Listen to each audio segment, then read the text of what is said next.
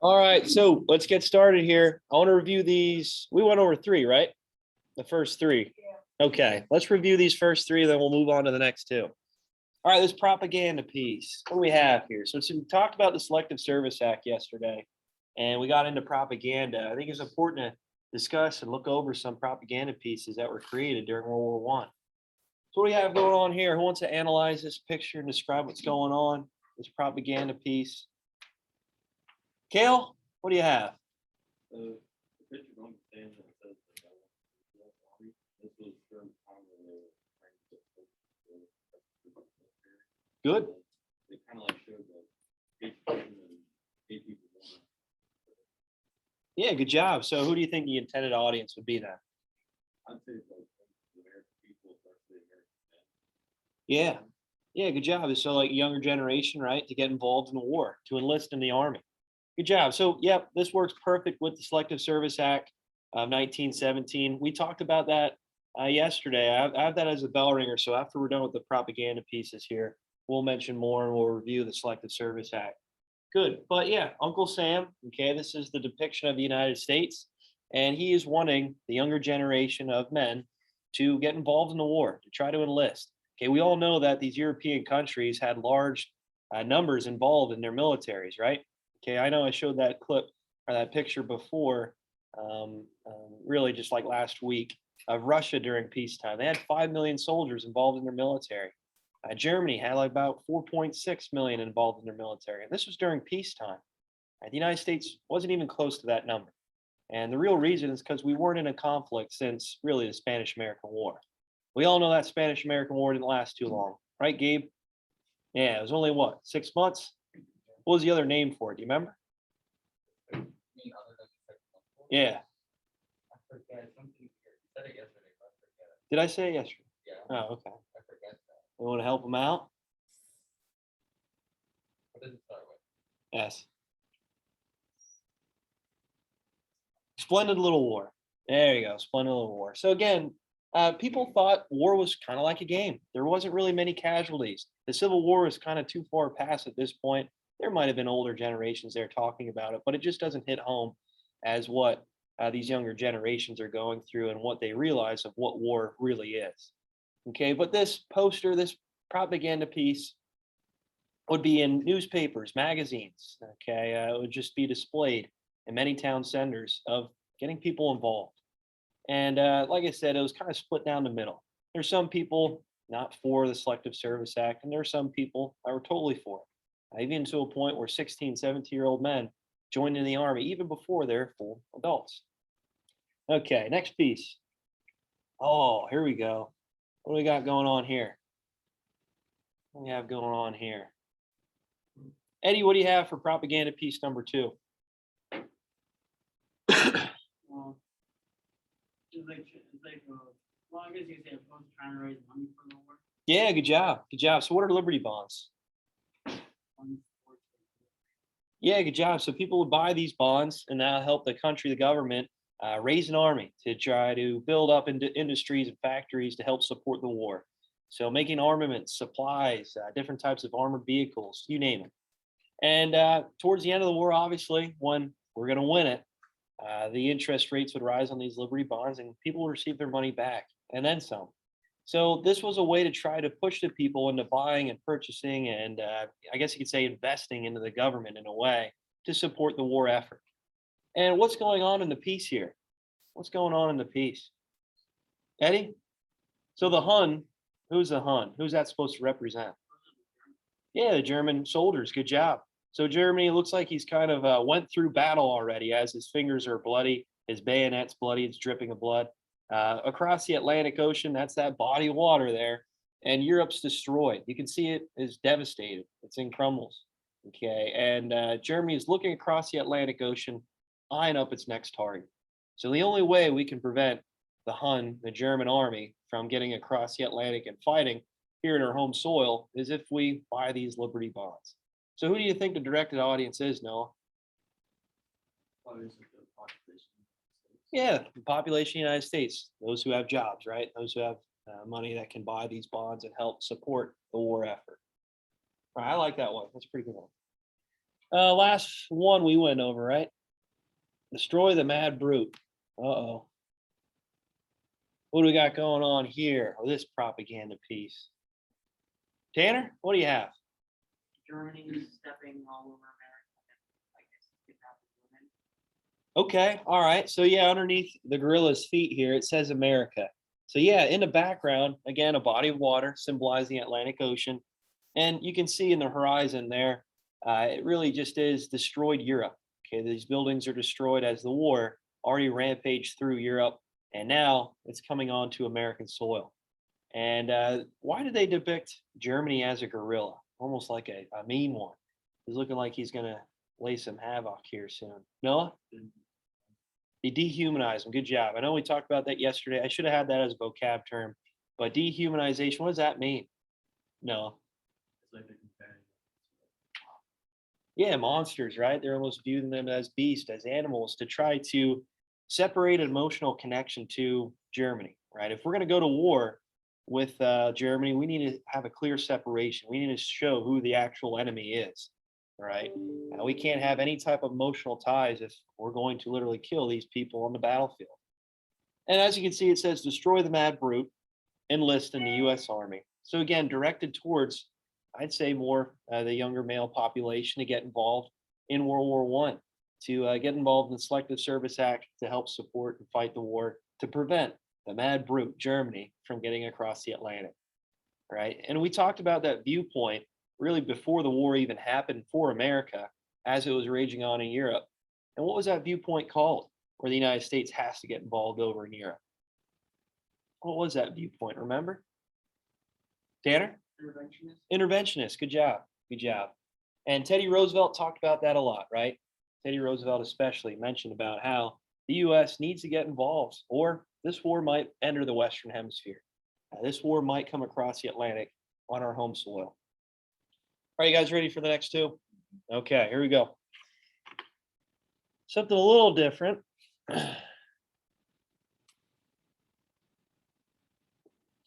All right. Oh, sorry, with the Mad Brut, last one here. Lady Liberty in his grips. Forgot to mention that. Lady Liberty, he's holding her in her arms. She looks like she's in distress and needs help. Okay, so here's another propaganda piece for you of World War One. We're not dehumanizing the enemy here in this one. We're not really directing the audience toward enlisting in the army, but something different. Something different.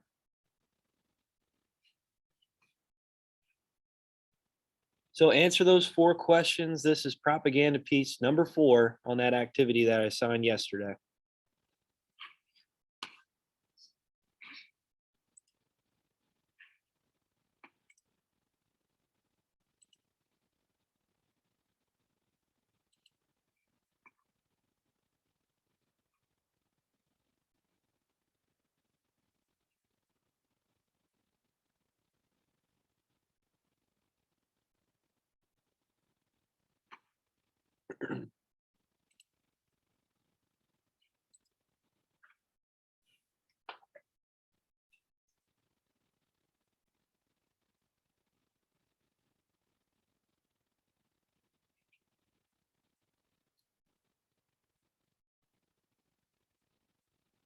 Want to do it here, Kenny? All right. This is picture number 4.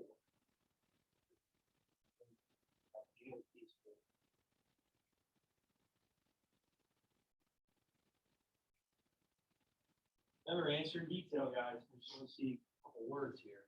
Answer in detail. Hey, you all finished up? Wow, you're quick. Fast. Or you worked on it yesterday? I did it yesterday. I figured you would. Did I say to wait for it? Or did I say to jumping all over it, huh? All right, okay. Just too excited, right? You wanted to fill it out right then and there.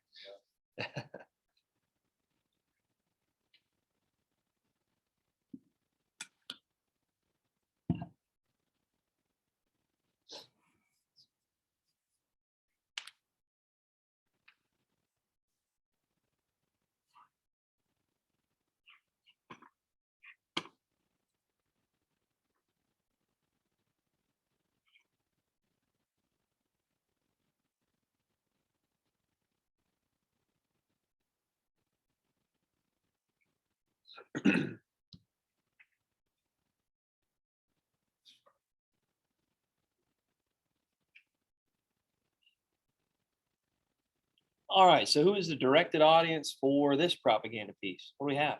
Tanner, go ahead. The National Garden Commission. Okay, all right, good, good. So really farmers around America, okay, anybody that was involved in rural areas, agriculture, to grow, okay, crops. Good job, good job. What was the main message of this poster? What's the main message? Kara, what do you have for number 2? Main message.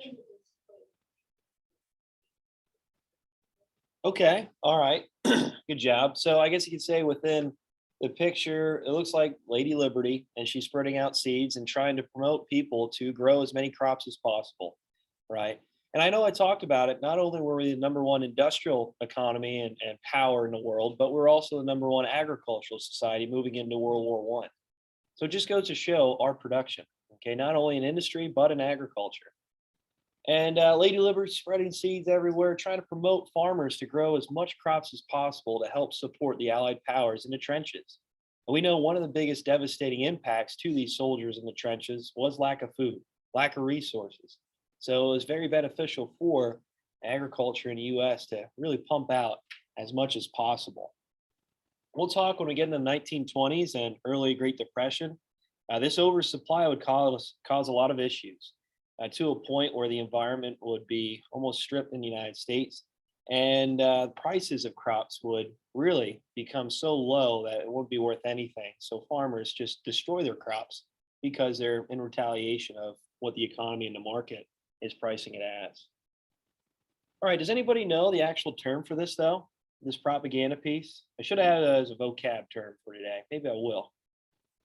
Anybody know? It's called something. You're going to see it on the test for sure. Tanner? Isn't it something along the lines of like Liberty Farm? Liberty Gardens. Yep, Liberty Gardens. Good job. So this is promoting the American public to grow as much as possible. And don't leave your plate full, right? If you're going to eat a meal, let's say lunch or dinner or breakfast, make sure you eat everything because those scraps could go really to a soldier. And that's what they talk about a lot in these posters and these propaganda pieces. All right, so how does this poster convey the intended message? It's not fear, it's not dehumanizing the enemy, it's not promoting people to enlist in the army. This time it's something different, right? This time is to try to promote people to grow crops and help out with the supply. All right, so why is this important message of sending out during the war? I kind of already described that with really just providing for the American soldiers overseas. You guys got that? All right. So again, make sure you guys remember Liberty Gardens. You might see that on the quiz. Okay, this is people at home doing their part to help support the soldiers overseas. All right, last picture here. Oh, this is going to be leading into what we're going to talk about today.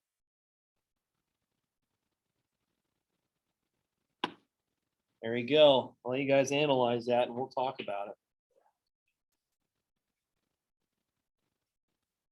Last one here. Last one. This is perfect. We're going to talk about these acts today.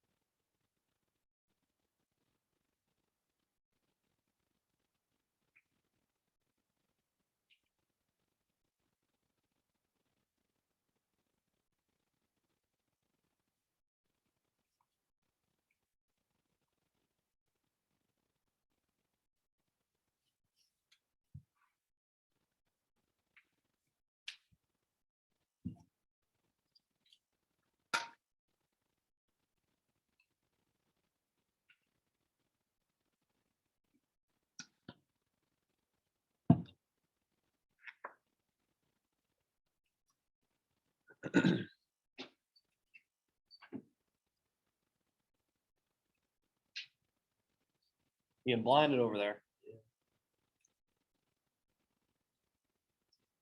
You guys need another minute here? Okay, one more minute.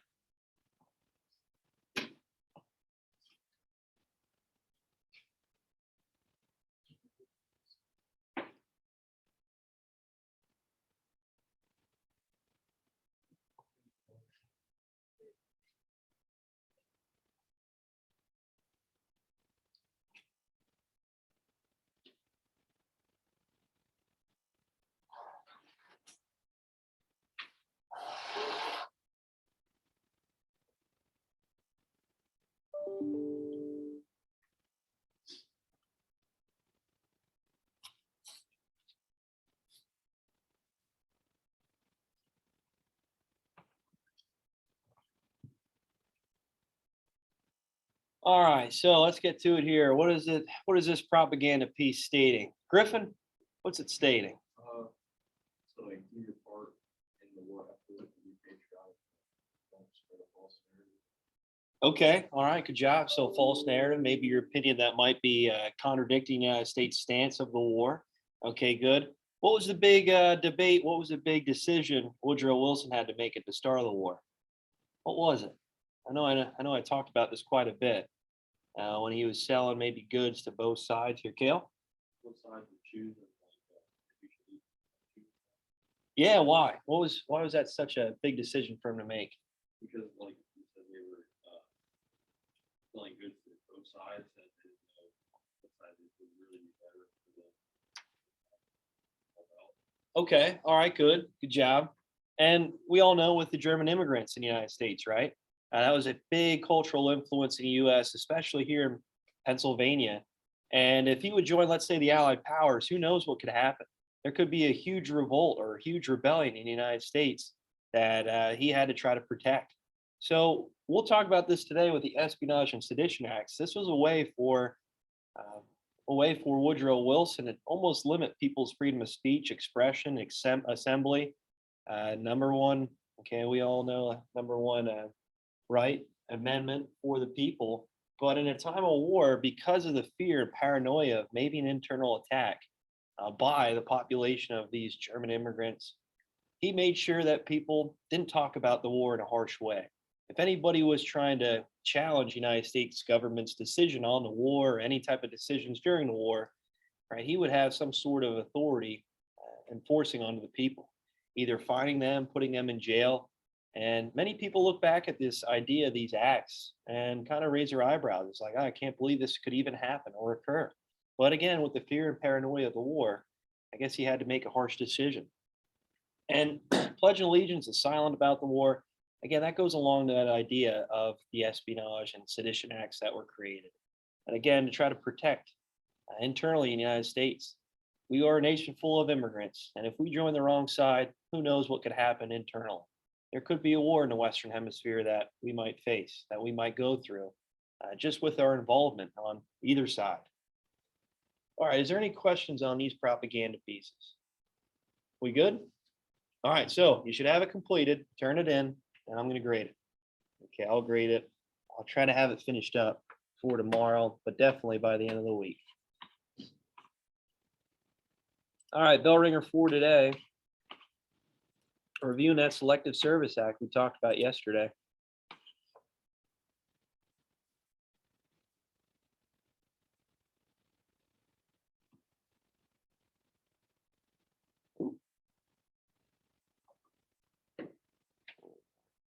There you go. Describe the Selective Service Act of 1917. Was this act favorable by the American public?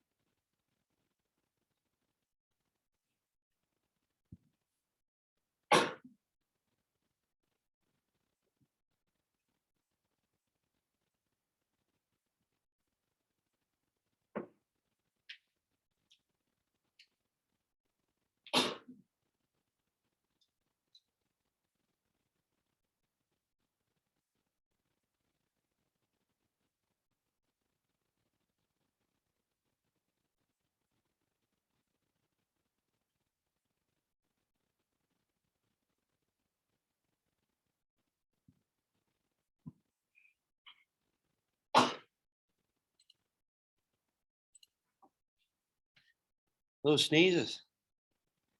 Are those sneezes or cough? Oh, well, bless you. Yeah.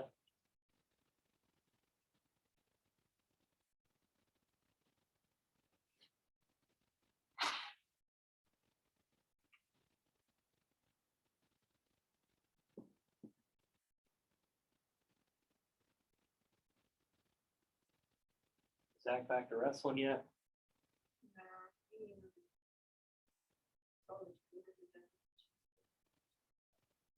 Oh, I gotcha. The high ankle sprain? Yeah.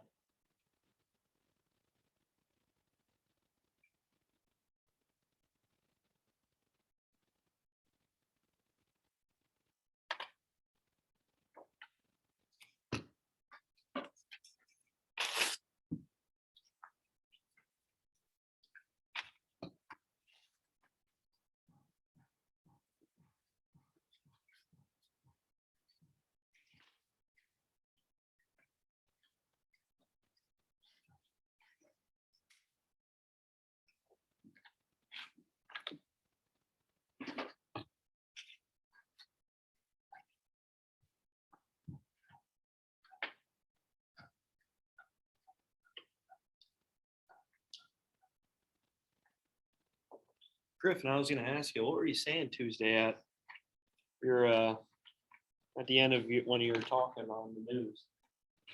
Byron. What? Said Byron. Byron. Yeah, Byron.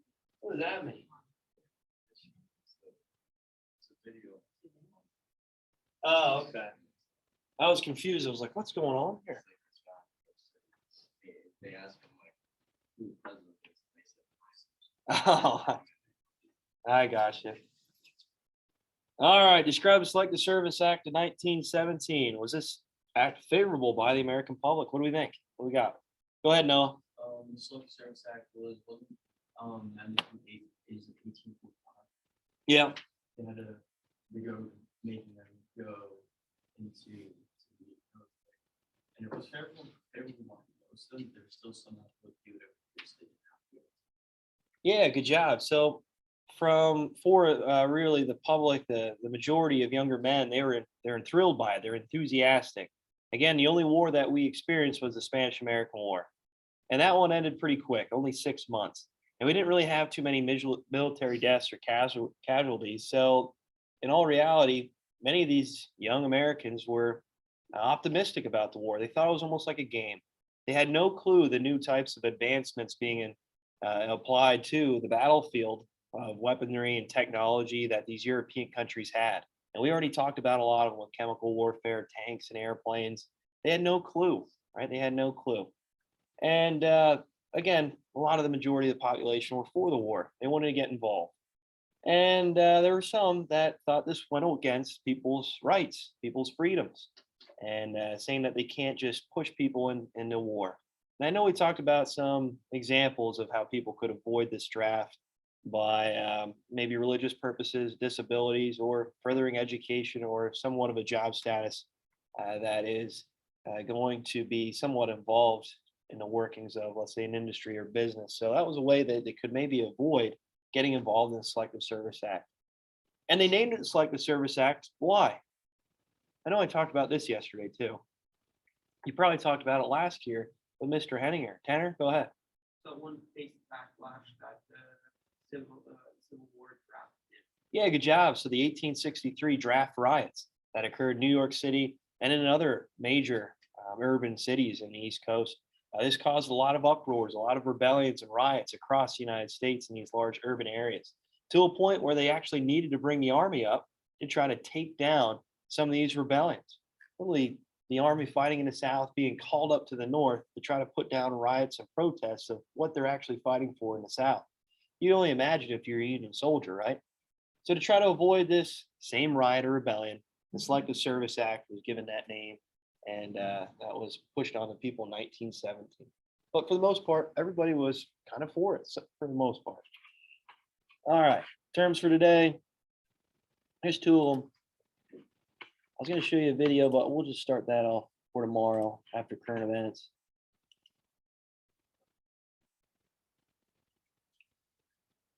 We got the Espionage Act and the Sedition Act, the bottom two.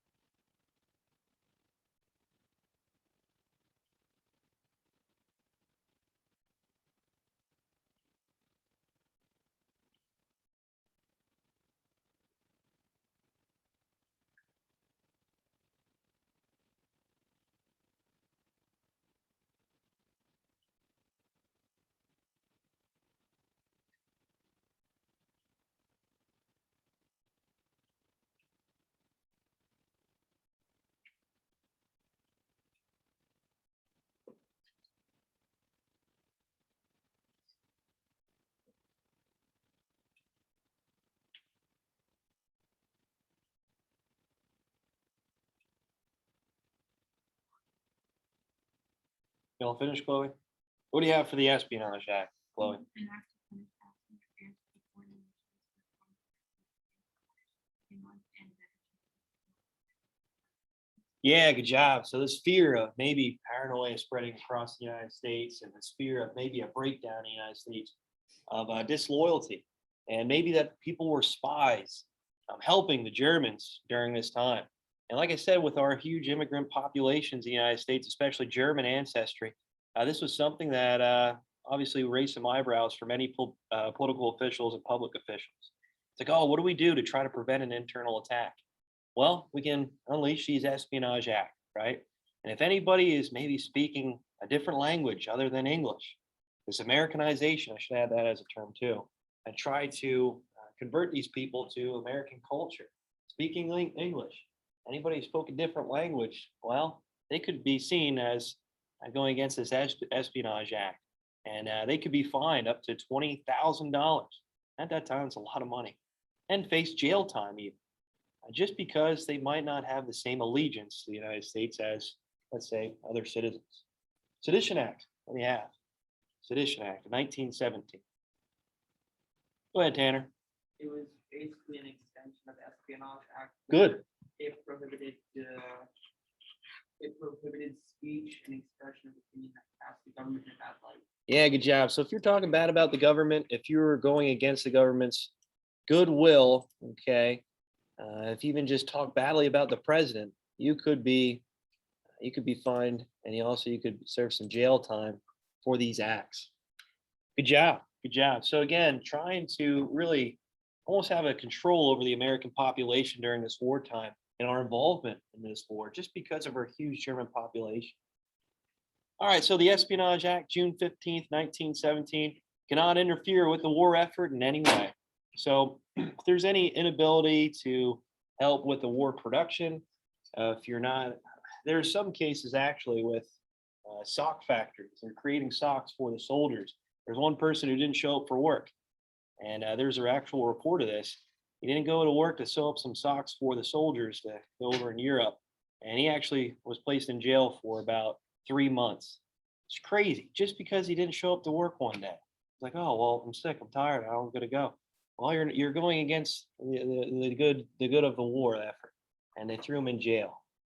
Crazy stories like that. If you spoke, let's say, a different language over the phone, there's many cases where the FBI was ramped up at this time through Mitchell Palmer's name one, and well, not Mitchell Palmer, the Palmer raids they called it. And the Palmer raids was an act of really trying to make sure that these people would act accordingly. and make sure that there was no spread of communism during this time, since we'll talk about that soon with the Russian Revolution, and this idea of maybe these German sympathizers in the United States. So if you acted out, if you maybe spoke a different language and they heard this, you could be thrown in jail and fined $10,000, 20 years of prison sentence. Pretty crazy stuff. And it totally goes against the First Amendment, okay, with freedom of speech, assembly, and expression. Now, let's face it, I'm sure we know a lot of people that speak PA Dutch in here, right? Maybe. Yeah, my grandmother used to speak PA Dutch all the time. And a lot of times when she would answer the phone with one of her friends, she would talk in Dutch. It's like, oh, I don't understand what they're saying. I only know the curse words, just because what I would do, right? My grandmother would scream at me in these cuss words in Dutch. But anyway, like I said, that was a common language, a common, I guess you could say, spoken language, especially in central PA. And many people were thrown in jail and fined because of speaking this alien language that wasn't English. And they didn't, I guess you could say, go to American viewpoints. Like I said before, sauerkraut, this was a German culture, something in German culture, right? And this was actually changed to Liberty cabbage. I know I talked about that before. Measles. I'm sure you guys heard of measles before, right? That illness. They actually changed the name to Liberty measles, just because this paranoia, this connection to Germany. And that just goes to show how strict the government was for the population of the United States, because we didn't want to see an internal attack. And again, kind of going against people's freedoms and rights. That's why these two acts were challenged. Sedition Act passed the next year, limited freedom of speech rights. Okay. So people assembling, maybe against the goodwill of the United States, assembling, maybe let's say with their German heritage or these communist ties, right? These communist assembly. Again, you can have these viewpoints in America. That's why the First Amendment was created. But here with the Sedition Act and espionage during war and during this fear spread of communism, the Red Scare, okay, this was stricken down on the population. And many people were thrown in jail. Many people were killed, lynched on the streets because of these ties, maybe to another country that were going against the United States. Eventually, these acts will be repealed at the end of World War I. So right when Woodrow Wilson was leaving office, the day before, he repealed these acts, and many of these people were released from jail. Again, not really justified, but at the same time, I guess the government, the United States, was trying to answer some of those wrongs. But again, during a time of war, try to prevent an internal attack. The Espionage Act, Sedition Acts were created. Make sure there's no paranoia, no fear, no rebellions or revolts occurring, no spoken language or assembly going against the United States intentions. All right, is there any questions on that? You guys good? Pretty strange stuff, huh, Noah? Oh, you don't speak PA Dutch, do you? Okay. Oh, you're good then. You're in the clear. You're in the clear. All right.